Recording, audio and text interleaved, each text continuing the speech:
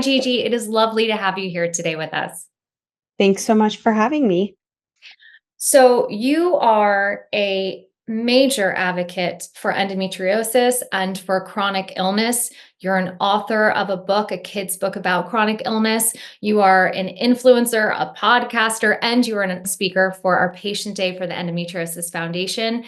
Um, please tell us what gave you the passion to want to utilize a platform in order to educate others about chronic illness. I think the biggest thing that has stuck with me is that I try to be the representation that I wish that I had seen. Before my endometriosis diagnosis, I also have had chronic migraines and hypermobile Ehlers-Danlos Syndrome, which the hypermobile EDS is a condition that is frequently misdiagnosed or takes a long time to get diagnosed. But I actually was diagnosed at a young age. And a result of all of that kind of allowed me to deal with a chronic health issue in some really frustrating situations so that by the time I had endometriosis, I was already doing health advocacy and it felt like a natural step to share this because for years I had dealt with chronic pain, chronic migraines, digestive issues, all of the endo symptoms, and nobody put it together that it could be endo. And had they, maybe I would have, had less pain over the years or been treated earlier and just not suffered with this kind of pain for as long as I did. And so, really, what inspired me to speak out was just knowing that the second that I did speak out, even if it was one message from somebody that they felt the same way or that they felt validated, I thought that it was just important to keep telling that story, which is why I'm just continuing to do that. That's great. Now and it takes a lot of courage to put your voice out there about vulnerable issues like your health. I feel like no matter how long I've done it, it's still hard to talk about. It almost feels like when you're putting it out there, it's either empowering or sometimes draining because you never know how it's going to be received. And as we know, there's a lack of overall awareness about endometriosis and a lot of misunderstanding. And that's what causes a delay in diagnosis for many within the health profession because they don't recognize the signs or they isolate the signs and think, oh, you know, um, it's irritable bowel syndrome, has nothing to do with the menstrual cycle because it takes a lot of clues for people to figure it out. So for you, when did you start experiencing an onset of symptoms and how long did it take till someone put it together that it could be endo? I started experiencing symptoms, I mean, pretty much shortly after my first period. And it's hard, which was probably around 11 or 12. It's kind of hard for me to put an exact pinpoint on it because with the Ehlers-Danlos diagnosis back then, everything that kind of happened was then all of a sudden a comorbidity of that.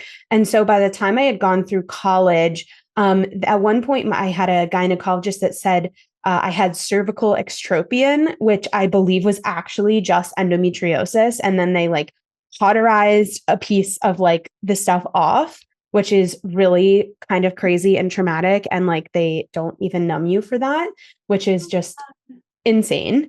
And so, I was also on like progesterone only birth control at one point and like taking the pills, but then my chronic migraines were getting worse. And they just kept saying, oh, well, you might just have chronic migraines. You may just live in LA and have like toxic mold, or you may just have POTS and it may be flaring up and you may have mast cell activation syndrome triggering, these chronic migraines. And I ended up going through a bunch of different medical tests and doing a lot of workups from really 2020 to like 2022 with all different kinds of doctors.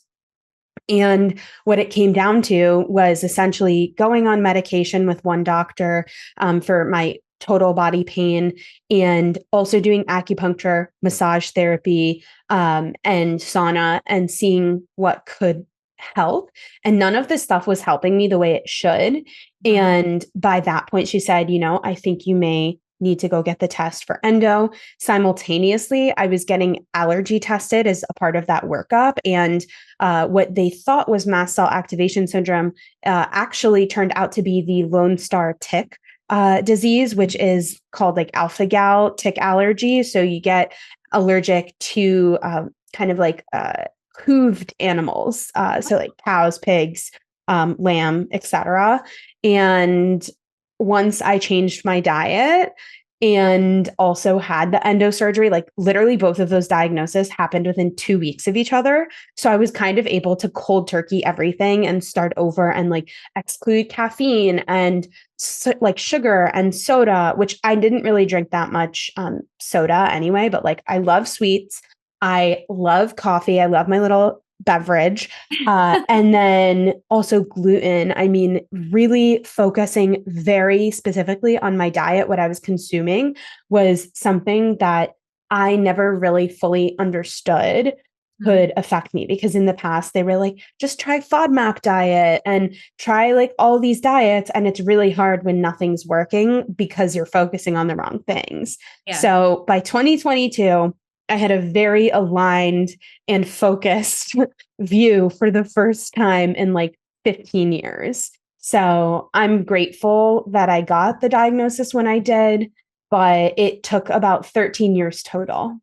Yeah. Yeah. And on average, we know it's like 7.5 to 12 years. And we also know that endo is progressive. So for not all the population, but for many. And the best thing that we can really do at this point, aside from getting a cure, which is being, worked on, is early intervention. So being able to recognize those signs and symptoms. And I know that you have armed others with knowledge through your book.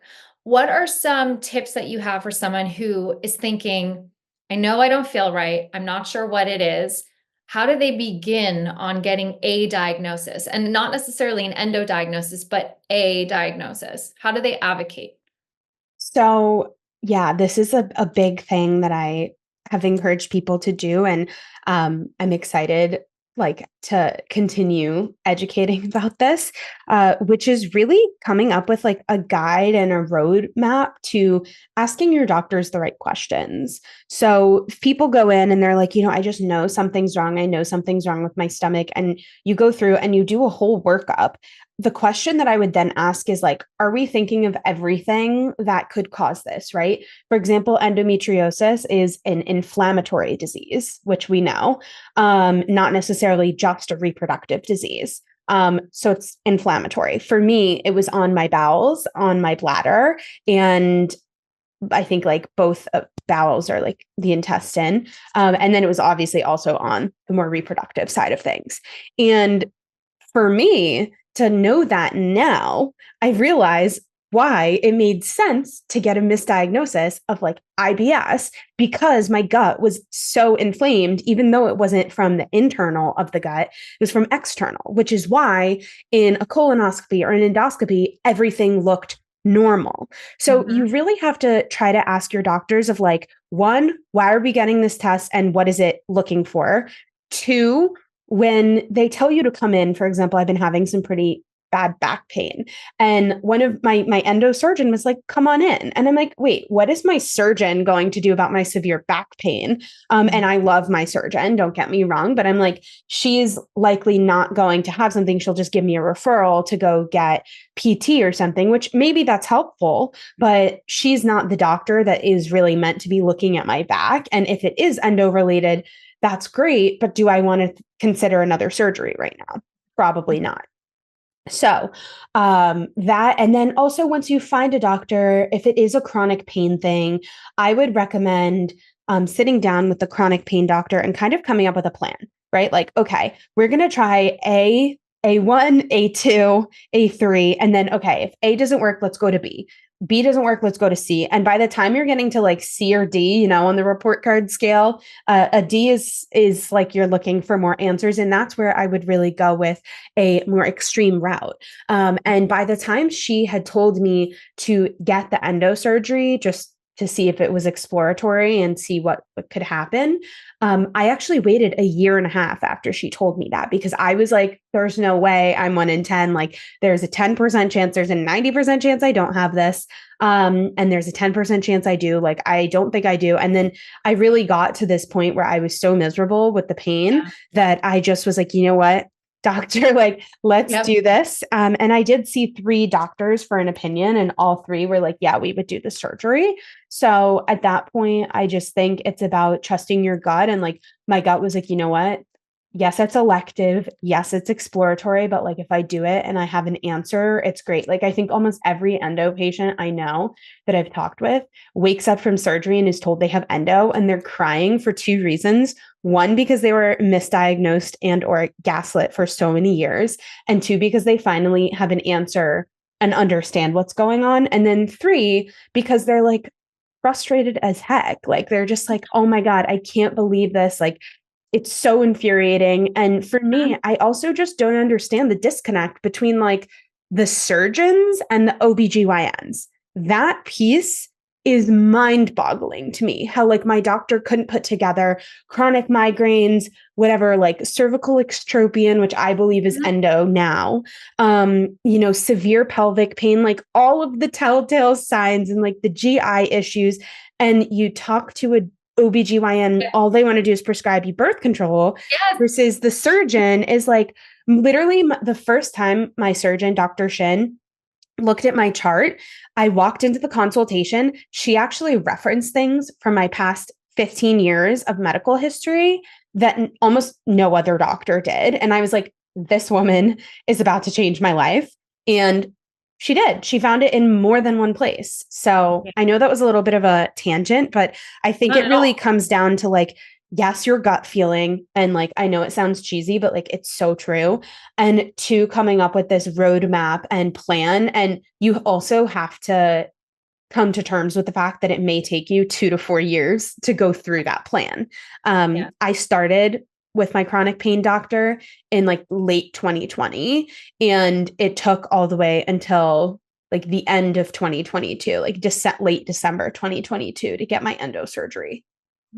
Yeah, no, it's a long route, and it requires a lot of resilience because you will have, and I don't want to predict this for everyone. I can speak to my personal experience and to several other people who have been open about their endo journeys. There is, like you said, a lot of gaslighting and a lot of almost making you feel crazy. Yeah. I mean, recently I had a diagnosis of endo since 2016, and I saw my gynecologist, and he can't understand why I still have endo.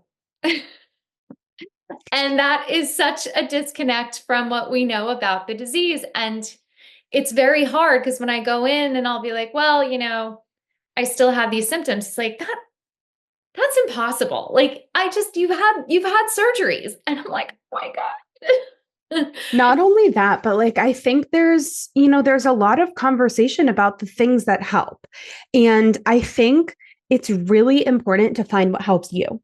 What helps one person is not going to help the next. I know Yeah. people that have completely changed their lifestyle and they only do holistic and Chinese medicine, and they've healed or minimized their symptoms to the point where they are comfortable with the quality of life. I also know people that are on a lot of drugs to help them live their life the way that they need to. And Sure. nothing is right or wrong. I think Mhm. whatever way you decide to manage your life and your lifestyle is completely up to you. It is completely your business. And at least in hearing a variety of stories, which I thankfully have from my friends in the industry and other Mhm. health advocates, I can then kind of curate what works for me. So I know for a fact, a lot of the time, drinking any kind of caffeine, drinking any kind of soda, drinking any kind of, or eating any kind of excess sugar is going to inflame me. I know the same with gluten. And for me, I'm not celiac, but I do know eating a certain way significantly reduces my chronic inflammation, which is so much a part of this disease. And so when you have chronic inflammation, you want to do whatever you can to minimize it, because the more inflammation you have, the worse your symptoms are going to be. And again, I have people that have gone completely one way, other people going the complete other way. And for me, it's a mix of East meets West. I do, acupuncture and cupping and chiropractor and Chinese herbs. And I also have gotten surgery and I have an IUD, and sometimes I take extra pain medication, and that just is what it is. And I think just being okay with that and understanding there's no one size fits all to this. You have to go through it and try it and figure out what works. Right. What works for you, and also just how far along your disease is. Because like, as you Yeah. mentioned, it can be extra pelvic, it can have a lot of involvement, it can hurt organs that are outside the reproductive ones, and can be, Hmm. potentially life-threatening depending on Yeah. how the disease presents itself and manifests. My patient day, story is mostly about persevering through, something really challenging. It is about the journey of living with chronic health issues, which is not an easy journey. And um, coming to terms with that, but using it to help you strengthen other parts of your life. So, for example, past relationships of mine, whether that's friendships, relationships at work, intimate relationships where I didn't feel validated or seen or at all like I was, I think, yeah, seen is the word. Um, and really knowing how to communicate your boundaries with people, but also being inspired to then say, you know what? Those people suck. And here's what I can do about it. I can use my own resilience, my own experience to find my people, to find the friends that are not going to judge me if I have to cancel, to find the man or partner that is not going to be like, you know what, I don't want to date a sick person, to find the coworkers or the people at your college or university that are going to give you alternative working methods, to help you meet you where you're at with your symptoms. And I think it is a personal story to me because it's obviously my journey up until now. And I've experienced quite a lot with this chronic health issue over the past decade and a half. And I just want people to leave feeling inspired. I think living with a disease like endo, and any chronic illness for that matter, can be really discouraging. And it can make you feel like you're stuck with something that you can't change. And the one thing in life that we all want, for the most part, is certainty and a lack of change. We want to know what's going to happen. And with this health issue, you can't really know. I woke up from my surgery in 2022, and my doctor at my post-op appointment was like, you should freeze your eggs before 28, and you should try having kids before 30. And I had never been in a relationship before, and was like, oh my God, this is so overwhelming. And to navigate all of that at 24 was very stressful. And I now have the information to make informed decisions. And so that's really going to be the goal without going too much into depth. Right. No, that's no, it's good to be able to have I like options. I always like options. And my biggest thing is, if you get an endo diagnosis, make sure to get that AMH test. It's a simple blood test, anti-malarial Yeah. hormone. Find out your egg reserve. Whether you want kids, whether you do, don't, Yeah, whatever. It's just good to have a North Star and a point, and then you totally. can plan and save what you need to, so if that day ever comes. But we know that endometriosis is a leading cause of infertility. We know that there's many social, societal implications that go along with it, workplace implications. And another thing too is protecting your peace, and also making sure that you empower yourself, and realize that if you tell someone and it falls on deaf ears, or they say something that's maybe not so compassionate or have the ability to empathize, because some people legitimately do not have the ability to empathize because they have no point of reference for chronic illness. Hmm. A broken arm is a broken arm. They can see that, they can understand that. But it's hard for people to see something invisible when someone with endo presents as young and vibrant and healthy. Mhm. Disconnect that happens in their brain. And that's when you realize, and I mean the collective you, that you necessarily can't use that person as a confidant, as someone that you can share these things Yeah. with. I learned that lesson the hard way and still do have to figure Yeah. out who I can share with. So really all great, really great points to talk about. And we're very excited to see you and to offer your insight and your wisdom.